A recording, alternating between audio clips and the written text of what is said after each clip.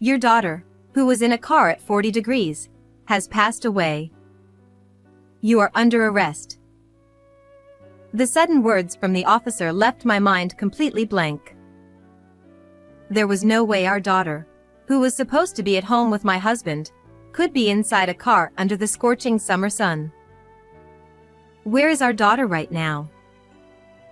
When I frantically contacted my husband, "We're eating together." he casually replied. From the phone, I could also hear the cheerful laughter of a young child. What on earth was happening? Soon after, a shocking truth began to unfold. I am Stella, a 30-year-old working mother. I lived with my husband, Dylan, who is 3 years older, and our 2-year-old daughter, Melissa. "Since we're both working, we should cooperate on housework." When we were newlyweds, my husband used to say things like that. But in reality, he always found excuses and never helped with any of the housework. As a result, I was constantly overwhelmed by both my job and the responsibilities of household chores and childcare. Amidst this dizzying busyness, my greatest support was the smile of my beloved daughter. It was because of Melissa that I managed to push through even in tough situations. Dylan's consideration towards the family started to wane from the time I got pregnant. It seemed the cause was the worsening business performance of his company, leading to a reduction in his salary. "They cut the entire bonus too. I don't even know why I'm working anymore." He muttered in discontent. "I'm working full-time as well, so we'll manage. Let's get through this together." "How can you say that so easily? I'm struggling with a lot of things too." When I tried to encourage him with a bright tone, my husband retorted sharply. "You don't understand anything." This was the turning point when our relationship began to feel strained. From then on, my husband started to be away from home more often, using work as an excuse. He claimed to be on business trips for more than half the month, and his attitude grew colder, citing his busy schedule. This happened when I was suffering from severe morning sickness and was lying down to rest. "Hey! I'm back, and you haven't even prepared dinner?" Using pregnancy as an excuse to slack off. What a lazy woman. My husband, upon returning home, yelled at me loudly. "I'm sorry. I'm so nauseous that it's hard even to stand." Even when I pleaded, he showed no concern for me and forced me to stand in the kitchen to prepare a meal. Unable to endure the smell of food, I ran to the bathroom, but my husband blatantly sighed in exasperation. "Spare me the theatrics. That's why I hate pregnant women." Then he slammed the door and left the house. How terrible. I was filled with a sense of despair, but I still held on to the hope that he might change once the baby was born. However, reality didn't turn out that way. Even after our daughter was born, my husband's attitude didn't improve. In fact, it only got worse. It was when Melissa had just turned 1 and was becoming more active. Our daughter accidentally spilled a glass of water she was drinking, and some of it splashed on Dylan, who was nearby. My husband turned red with anger and glared at our daughter. "Don't mess with me. You little brat." "Hey! Don't shout at her like that." While trying to comfort a crying Melissa, I reprimanded my husband for his behavior, but he didn't listen. And this wasn't just a one-time thing, it happened repeatedly. The thought of divorce crossed my mind, but I felt that I couldn't take a father away from our daughter just because of my feelings, so I held on somehow. But a few days after our daughter's 2nd birthday, something happened. It was a day off, but I received an urgent call from work in the morning. informing me of a problem, so I had to go in unexpectedly. I asked my mother if she could take care of Melissa, but she said she had plans and couldn't. Feeling helpless, Dylan surprisingly offered to help. I'm free all day today, so I'll take care of her. You'd better hurry, or you'll be late. Thank you. I'll try to get back as soon as possible. Please take care of her. I expressed my gratitude to my husband and quickly got ready and headed to work. As the noon chime rang, I finished my work and hurried through the ticket gate at the station nearest to our home, wiping the sweat off my forehead with a handkerchief. Stepping outside, the relentless sun was beating down on the asphalt. The morning news had reported that this day would see record-breaking heat across the nation. I tried to avoid the sunlight as much as possible while heading towards the bus rotary. At that moment, I saw several police officers rushing about. Is there an incident? I casually followed them with my eyes and saw a crowd of onlookers, and at the center of their attention was a car. Huh? Isn't that? I muttered in shock. It was my own car, surrounded by police. I couldn't understand why my car was there. I hadn't driven it that day since I don't use it for commuting to work. Excuse me. I couldn't just leave it like that, so I cautiously approached one of the officers. When I identified myself as the owner of the car, they gave me a stern look. Your daughter, who was in a car at 40 degrees, has passed away. You are under arrest. What? That can't be. The sudden words from the officer left my mind completely blank. According to them, a passerby had found a girl unresponsive in the car and called the police. Melissa should have been at home with my husband. This couldn't be happening. But the child found in the car had already been taken to the hospital, and I couldn't even see her face. I told the officer I needed to check something and frantically contacted Dylan. Where is our daughter right now? Why are you asking all of a sudden? We're eating together. He casually replied. Moreover, I could hear the cheerful laughter of a young child in the background. What was going on? I hung up the phone, bewildered, only to find the police officers glaring at me with anger. We need to hear the details. Please come with us to the station. Thus, I was taken in a police car and questioned at the station. They repeatedly asked me the same questions, and I gave the same answers each time. Several hours later, I was finally released. I decided to rush to the hospital they had mentioned. By the time I arrived at the hospital, the sun had set, and I was guided to a room where I found Melissa lying on a bed. But I was too late. My daughter had fallen into a deep sleep. When I left the house that morning, I never imagined something like this would happen. Melissa. Why did she have to go through something so terrible?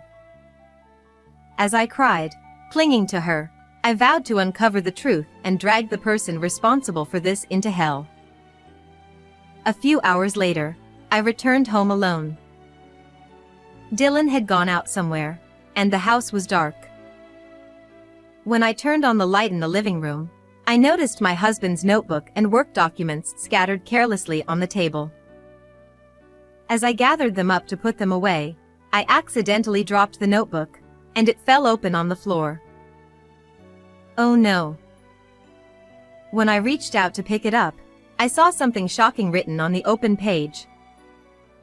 No way. I went to Dylan's study and checked his laptop, and discovered something even more surprising. The content was so far removed from reality that I felt my love for my husband drop to freezing point. So that's what it was. Resolving myself, I decided to make a certain phone call. Dylan returned home the next evening. He seemed in an unusually good mood, humming a tune as he placed the keys to my car on the living room table. I stepped out slowly from the shadows, watching him with cold eyes. Stella. What are you doing here? You were supposed to be arrested. My husband's body jolted, and he raised his voice in shock when he saw me. I picked up the car keys and, without hesitation, confronted him. So it was you after all. I thought something was wrong when I couldn't find the keys anywhere. No, I just accidentally took them by mistake. Why did you leave Melissa in my car and disappear? Perhaps sensing my growing anger, Dylan took a half step back. What are you talking about? I don't know anything. There's only one key, so how else could the car have been moved to the station? Only you could have done it. That's... My husband faltered, looking down, but I didn't stop my pursuit. At that moment, I felt an overwhelming surge of anger rising within me. The temperature inside the car exceeded 40 degrees in that scorching heat. How could you do something so cruel, putting her to sleep with medicine and locking her inside like that? In fact, the examination revealed that Melissa had traces of sleeping pills in her system. I tearfully confronted Dylan about this, but he just flashed a sly grin. I told you, it's not my fault. She just disappeared on her own. That's impossible. How could a 2-year-old get into the car by herself and drive to the station? Does he not realize how absurd he sounds? When I presented something to him, he clearly showed signs of distress. Why do you have that?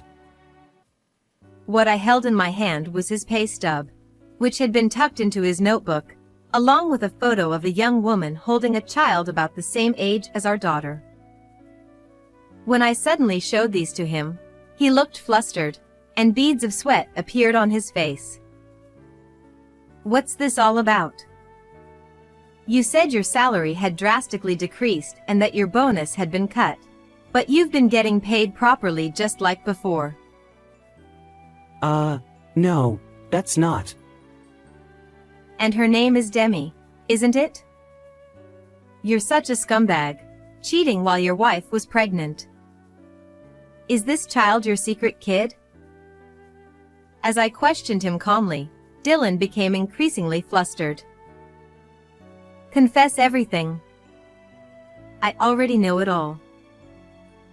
When I said that, he seemed to give up and, with a defeated look, began to explain what had happened. It turned out that while I was pregnant with Melissa, my husband had started an affair with a woman who worked at a cabaret club. Of course, all his excuses about business trips and being busy with work were complete lies to spend time with his mistress. The salary he claimed had decreased was actually being used for his affair.